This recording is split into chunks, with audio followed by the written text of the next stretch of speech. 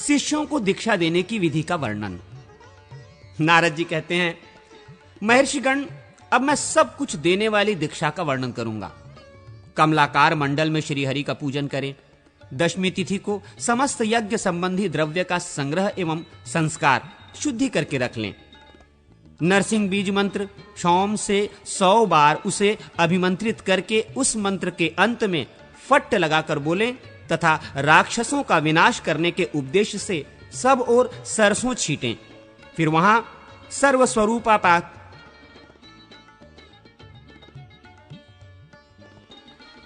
सर्वस्वरूपा प्रासाद रूपिणी शक्ति का न्यास करें। सर्वाषधियों का संग्रह करके बिखेरने के उपयोग में आने वाली सरसों आदि वस्तुओं को शुभ पात्र में रखकर साधक वासुदेव मंत्र से उनका 100 बार अभिमंत्रण करें। तदनंतर वासुदेव से लेकर नारायण पर्यंत पूर्वोक्त 5 मूर्तियों वासुदेव, संकर्षण, प्रद्युम्न, अनिरुद्ध तथा नारायण के मूल मंत्रों द्वारा पंचगव्य तैयार करें। वासुदेव, संकर्षण, प्रद्युम्न, अनिरुद्ध तथा नारायण के मूल मंत्रों द्वारा पंचगव्य तैयार करें और कुशाग्र से पंचगव्य छिड़ककर उस भूमि का प्रोक्षण करें। फिर वासुदेव मंत्र से उत्तान हाथ के द्वारा समस्त विकिर वस्तुओं को सब ओर बिखेरें। उस समय पूर्वाभिमुख खड़ा हो मन ही मन भगवान विष्णु का चिंतन करते हुए 3 बार उस विकिर वस्तुओं को सब ओर छींटें। तत्पश्चात वर्धनी सहित कलश पर स्थापित भगवान विष्णु का अंग सहित पूजन करें।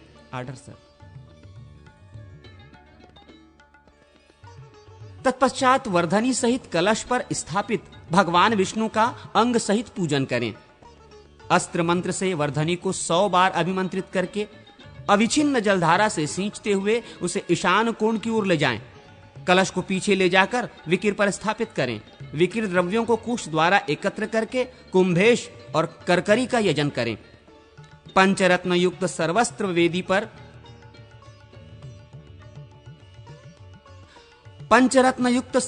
वेदी पर श्री हरि की पूजा करें। अग्नि में भी उनकी अर्चना करके पूर्ववत मंत्रों द्वारा उनका संतर्पण करें। तत्पश्चात पुंडरिक मंत्र से उखा पात्र विशेष का प्रक्षालन करके उसके भीतर सुगंध युक्त घी पूज दें। इसके बाद साधक उसमें गाय का दूध भरकर वासुदेव मंत्र से उसका अवेक्षण करें और संकर्षण मंत्र से सुसंस्कृत किए गए दूध में धृताक्त चावल छोड़ दें। दूध में धृताक्त चावल छोड़ दें। उसके बाद प्रद्युम्न मंत्र से करछुल द्वारा उस दूध और चावल का आलोडन करके धीरे धीरे उसे उलाटे पलाटें। जब खीर या चरु पक जाए तब आचार्य अनिरुद्ध मंत्र पढ़कर उसे आग से नीचे उतार दें। तदनंतर उस पर जल छिड़के और धृतात्लेपन करके हाथ में भस्म लेकर उसके द्वारा नारायण मंत्र से ललाट एवं पार्श्व भागों में ऊर्ध्व पुंड्र करें। इस प्रकार सुंदर संस्कार युक्त चरु के 4 भाग करके 1 भाग इष्ट देव को अर्पित करें, दूसरा भाग कलश को चढ़ावें, तीसरे भाग में अग्नि में 3 बार आहुति दें और चौथे भाग को गुरु शिष्यों के साथ बैठकर खाएं। इससे आत्मशुद्धि होती है। दूसरे दिन एकादशी को प्रातः काल ऐसे वृक्ष से दातन लें जो दूध वाला हो। उस दातन को नारायण मंत्र से 7 बार अभिमंत्रित कर लें। उसका दंत शुद्धि के लिए उपयोग करके फिर उसे त्याग दें। अपने पातक का स्मरण करके पूर्व अग्निकोण, उत्तर अथवा ईशान कोण की ओर मुंह करके अच्छी तरह स्नान करें। फिर शुभ एवं सिद्ध की भावना करके अर्थात मैं निष्पाप एवं शुद्ध होकर शुद्ध सिद्धि की ओर अग्रसर हुआ हूं, ऐसा अनुभव करके आचमन प्राणायाम के पश्चात मंत्रोपदेष्टा गुरु भगवान विष्णु से प्रार्थना करके उनकी परिक्रमा के पश्चात पूजा गृह में प्रवेश करें। प्रार्थना इस प्रकार करें: देव, संसार सागर में मग्न पशुओं को पाश से छुटकारा दिलाने के लिए आप ही शरणदाता हैं। आप सदा अपने भक्तों पर वात्सल्य भाव रखते हैं। देव आज्ञा दीजिए, प्राकृत पाश बंधनों से बंधे हुए इन पशुओं को आज आपकी कृपा से मैं मुक्त करूंगा। देवेश्वर श्री हरि से इस प्रकार प्रार्थना करके पूजा गृह में प्रविष्ट हों। गुरु पूर्ववत अग्नि आदि की धारणाओं द्वारा शिष्यभूत समस्त पशुओं का शोधन करके संस्कार करने के पश्चात उनका वासुदेवादि मूर्तियों से संयोग करें। शिष्यों के नेत्र बांधकर उन्हें मूर्तियों की ओर देखने का आदेश दें। शिष्य उन मूर्तियों की ओर पुष्पांजलि फेंके। तदनुसार गुरु उनका नाम निर्देश करें। पूर्ववत शिष्यों से क्रमशः मूर्तियों का मंत्र रहित पूजन करावें। जिस शिष्य के हाथ का फूल जिस मूर्ति पर गिरे, गुरु उस शिष्य का वही नाम रखे। कुमारी कन्या के हाथ से काता हुआ लाल रंग का सूत लेकर उसे 6 गुना करके बट दें। उस 6 गुने सूत की लंबाई पैर के अंगूठे से लेकर शिखा तक की होनी चाहिए। फिर उसे भी मोड़कर तिगुना कर लें। उक्त त्रिगुणित सूत में प्रक्रिया भेद से स्थित उस प्रकृति देवी का चिंतन करें जिसमें संपूर्ण विश्व का लय होता है और जिससे ही समस्त जगत का प्रादुर्भाव हुआ करता है। उस सूत्र में प्राकृतिक पाशों को तत्व की संख्या के अनुसार ग्रंथित करें, अर्थात 24 गांठ लगाकर उसको प्राकृतिक पाशों के प्रतीक समझें। फिर उस ग्रंथि युक्त सूत को प्याले में रखकर कुंड के पास स्थापित कर दें। तदनंतर सभी तत्वों का चिंतन करके गुरु उनका शिष्य के शरीर में न्यास करें। तत्वों का वो न्यास सृष्टि क्रम के अनुसार प्रकृति से लेकर पृथ्वी पर्यंत होना चाहिए। 3, 5, 10 अथवा 12 जितने भी सूत्र भेद संभव हों, उन सब सूत्र भेदों के द्वारा बटे हुए उस सूत्र को ग्रथित करके देना चाहिए। तत्वचिंतक पुरुषों के लिए यही उचित है। हृदय से लेकर अस्त्र पर्यंत 5 अंग संबंधी मंत्र पढ़कर संपूर्ण भूतों को प्रकृति क्रम से अर्थात कार्य तत्व का कारण तत्व में लय करके क्रम से तन्मात्रा स्वरूप में लीन करके उस मायामय सूत्र में और पशु जीव के शरीर में भी प्रकृति, लिंग शक्ति, कर्ता, बुद्धि तथा मन का उपसंहार करें। तदनंतर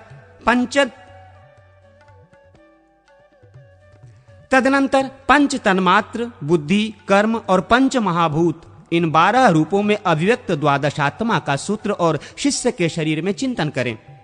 तत्पश्चात इच्छा अनुसार सृष्टि की संपात विधि से हवन करके सृष्टि क्रम से एक एक के लिए 100 आहुतियां देकर पूर्णाहुति करें। प्याले में रखे हुए ग्रथित सूत्र को ऊपर से ढककर उसे कुंभेश को अर्पित करें। फिर यथोचित रीति से अधिवासन करके भक्त शिष्य को दीक्षा दें। करनी, कैंची, धूल या बालू, खड़िया, मिट्टी और अन्य उपयोगी वस्तुओं का भी संग्रह करके उन सबको अपने वाम भाग में स्थापित कर दें। फिर मूल मंत्र से उसका स्पर्श करके अधिवासित करें। तत्पश्चात श्रीहरि के स्मरण पूर्वक कुशों पर भूतों के लिए बलि दें और कहें नमो भूतेभ्य। इसके बाद चंदों, कलशों और लड्डुओं से मंडप को सुसज्जित करके मंडल के भीतर भगवान विष्णु का पूजन करें। फिर अग्नि को घी से तृप्त करके शिष्यों को पास बुलाकर बद्ध पद्मासमन से बिठावें और दीक्षा दें। बारी बारी से उन सब का प्रोक्षण करके विष्णु हस्त से उनके मस्तक का स्पर्श करें। प्रकृति से विकृति पर्यंत अभिभूत और अधिदैवत सहित संपूर्ण सृष्टि को आध्यात्मिक करके अर्थात सबको अपने आत्मा में स्थित मानकर हृदय में ही क्रमशः उसका संहार करें। इससे तन्मात्र स्वरूप हुई सारी सृष्टि जीव के समान हो जाती है। इसके बाद कुंभेश्वर से प्रार्थना करके गुरु पूर्वोक्त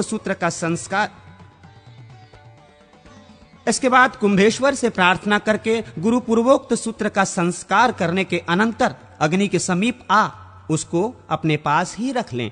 फिर मूल मंत्र से सृष्टिस के लिए 100 आहुतियां दें।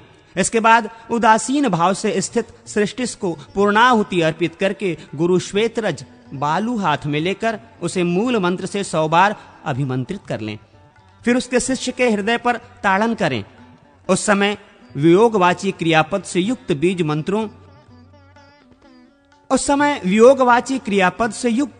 बीज मंत्रों एवं क्रमशः पादादि इंद्रियों से घटित वाक्य की योजना करके अंत में ओम फट का उच्चारण करें। इस प्रकार पृथ्वी आदि तत्वों का वियोग कराकर आचार्य भावना द्वारा उसे अग्नि में होम दें। इस तरह कार्य तत्वों का कारण तत्वों में होम अथवा लय करते हुए क्रमशः अखिल तत्वों के आश्रय भूत श्रीहरि में सबका लय करते। विद्वान पुरुष इसी क्रम से सब तत्वों को श्रीहरि तक पहुंचाकर उन संपूर्ण तत्वों के अधिष्ठान का स्मरण करें। उक्त रीति से ताड़न द्वारा भूतों और इंद्रियों से वियोग कराकर शुद्ध विशिष्ट उक्त रीति से ताड़न द्वारा भूतों और इंद्रियों से वियोग कराकर शुद्ध हुए शिष्य को अपनावें और प्रकृति से उसकी समता का संपादन करके पूर्वोक्त अग्नि में उसके उस प्राकृत भाव का भी हवन कर दें। फिर गर्भाधान, जात कर्म, भोग और लय का अनुष्ठान करके उस कर्म के निमित्त वहां 8-8 बार तदनंतर आचार्य पूर्णाहुति द्वारा शुद्ध तत्व का उद्धार करके अप्राकृत प्रकृति पर्यंत संपूर्ण जगत का क्रमानुसार परम तत्व में लय कर दे। उस परम तत्वों को भी ज्ञान योग से परमात्मा में विलीन करके बंधन मुक्त एवं जीव को अविनाशी परमात्म पद में प्रतिष्ठित करें। तत्पश्चात विद्वान पुरुष ये अनुभव करें कि शिष्य शुद्ध बुद्ध परमानंद संदोह में निमग्न एवं कृतकृत्य हो चुका है। ऐसा चिंतन करने के पश्चात गुरु पूर्णाहुति दें। इस प्रकार दीक्षा कर्म की समाप्ति होती है। अब मैं उन प्रयोग संबंधी मंत्रों का वर्णन करता हूं जिनसे दीक्षा, होम और लय संपादित होते हैं। अर्थात भूतों को मुझसे अलग करो, इस मंत्र से ताड़न करने का विधान है। इसके द्वारा भूतों से वियोजन बिलगाव होता है। यहां वियोजन के 2 मंत्र हैं। एक तो वही है जिसका ऊपर वर्णन हुआ है और दूसरा इस प्रकार है, मैं भूतों को अपने से दूर गिराता हूं।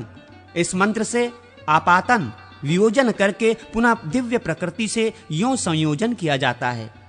उसके लिए मंत्र सुनो। अब होम मंत्र का वर्णन करता हूं, उसके बाद पूर्णाहुति का मंत्र बताऊंगा। ये होम मंत्र है और ये पूर्णाहुति मंत्र है। पूर्णाहुति के पश्चात तत्व में शिष्य को संयुक्त करें। विद्वान पुरुष इसी तरह समस्त तत्वों का क्रमशः शोधन करें। तत्वों के अपने अपने बीज के अंत में नमः पद जोड़कर ताड़नादि पूर्वक तत्व शुद्धि का संपादन करें। ये क्रमशः संयोजन और होम के मंत्र हैं। तदनंतर पूर्णाहुति का विधान है। इसी प्रकार उत्तरवर्ती कर्मों में भी प्रयोग किया जाता है। ये दीक्षा योग एक व्यूहात्मक मूर्ति के लिए संक्षेप से बताया गया है। 9 व्यूहादिक मूर्तियों के विषय में भी ऐसा ही प्रयोग है। मनुष्य प्रकृति को दग्ध करके उसे निर्वाण स्वरूप परमात्मा में लीन कर दे, फिर भूतों की शुद्धि करके कर्मेंद्रियों का शोधन करें। तत्पश्चात ज्ञानेंद्रियों का, तन्मात्राओं का, मन, बुद्धि एवं अहंकार का तथा लिंगात्मा का शोधन करके सबके अंत में पुनः प्रकृति की शुद्धि करें। शुद्ध हुआ प्राकृत पुरुष ईश्वरीय धाम में प्रतिष्ठित है। उसने संपूर्ण भोगों का अनुभव कर लिया है और अब वो मुक्ति पद में स्थित है। इस प्रकार ध्यान करें और पूर्णाहुति दें। यह अधिकार प्रदान करने वाली दीक्षा है। पूर्वोक्त मंत्र के अंगों द्वारा आराधना करके तत्व समूह को समभाव प्रकृत्यवस्था में संभाव प्रकृत्यवस्था में पहुंचाकर क्रमशः इसी रीति से शोधन करें। अंत में साधक अपने को संपूर्ण सिद्धियों से युक्त परमात्म रूप से स्थित अनुभव करते हुए पूर्णाहुति दे। ये साधक विषयक दीक्षा कही गई है। यदि यज्ञोपयोगी द्रव्य का संपादन संग्रह न हो सके अथवा अपने में असमर्थता हो तो समस्त उपकरणों सहित श्रेष्ठ गुरु पूर्ववत इष्ट देव का पूजन करके तत्काल उन्हें अधिवासित करके द्वादशी तिथि में शिष्य को दीक्षा दे दे। जो गुरु भक्त विनयशील एवं समस्त शारीरिक सद्गुणों से संपन्न हो, ऐसा शिष्य यदि अधिक धनवान न हो तो वेदी पर इष्ट देव का पूजन मात्र करके दीक्षा ग्रहण करें। आदि दैविक, आदि भौतिक और आध्यात्मिक संपूर्ण अध्वा का सृष्टि क्रम से शिष्य के शरीर में चिंतन करके गुरु पहले बारी बारी से 8 आहुतियों द्वारा एक एक की तृप्ति करने के पश्चात सृष्टिमान हो वासुदेव आदि विग्रहों का उनके निज निज मंत्रों द्वारा पूजन एवं हवन करें और हवन पूजन के पश्चात अग्नि आदि का विसर्जन कर दें। तत्पश्चात पूर्वोक्त होम द्वारा संहार क्रम से तत्वों का शोधन करें। दीक्षा कर्म में पहले जिन 8 सूत्रों में गांठें बांधी गई थीं, उनकी वे गांठ खोल लें। गुरु उन्हें शिष्य के शरीर से लेकर क्रमशः उन तत्वों का शोधन करें। प्राकृतिक, अग्नि एवं आधिदैविक, विष्णु में अशुद्ध मिश्रित शुद्ध तत्व को लीन करके पूर्णाहुति द्वारा शिष्य को उस तत्व से संयुक्त करें। इस प्रकार शिष्य प्रकृति भाव को प्राप्त होता है। तत्पश्चात गुरु उसके प्राकृतिक गुणों को भावना द्वारा दग्ध करके उसे उनसे छुटकारा दिलावें। ऐसा करके वे शिशु स्वरूप उस शिष्यों को अधिकार में नियुक्त करें। तदनंतर भाव में स्थित हुआ आचार्य भक्ति भाव से शरण में आए हुए यतियों तथा निर्धन शिष्य को शक्ति नाम वाली दूसरी दीक्षा दें। वेदी पर भगवान विष्णु की पूजा करके पुत्र शिष्य विशेष को अपने पास बिठा लें। फिर शिष्य देवता के सम्मुख हो तिर्यक दिशा की ओर मुंह करके स्वयं बैठें। गुरु शिष्य के शरीर में अपने ही पर्वों से कल्पित संपूर्ण अध्वा का ध्यान करके आधिदैविक यजन के लिए प्रेरित करने वाले इष्ट देव का भी ध्यान योग के द्वारा चिंतन करें। फिर पूर्ववत ताड़न आदि के द्वारा क्रमशः संपूर्ण तत्वों का वेदिगत श्रीहरि में शोधन करें। ताड़न द्वारा तत्वों का वियोजन करके उन्हें आत्मा में ग्रहित करें और पुनः इष्ट देव के साथ उनका संयोजन एवं शोधन करके स्वभावतः ग्रहण करने के अनंतर ले आकर क्रमशः शुद्ध तत्व के साथ संयुक्त करें। सर्वत्र ध्यान योग एवं उत्तान मुद्रा द्वारा शोधन करें। संपूर्ण तत्वों की शुद्धि हो जाने पर जब प्रधान प्रकृति तथा परमेश्वर स्थित रह जाएं, तब पूर्वोक्त रीति से प्रकृति को दग्ध करके शुद्ध हुए शिष्यों को परमेश्वर पद में प्रतिष्ठित करें।